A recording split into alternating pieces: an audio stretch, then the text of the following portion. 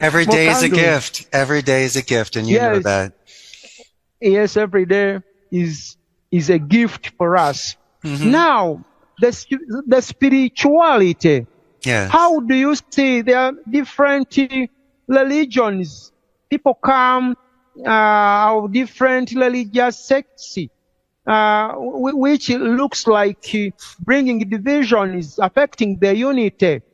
What do you mean by spirituality? Is there a form of the spirituality that can unite us all to experience the love I've of the learned two Lord? things in life. You should never talk politics or religion, but this is what I do know.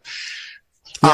Alms. When people are capable of giving food, giving shelter, giving warmth, giving love.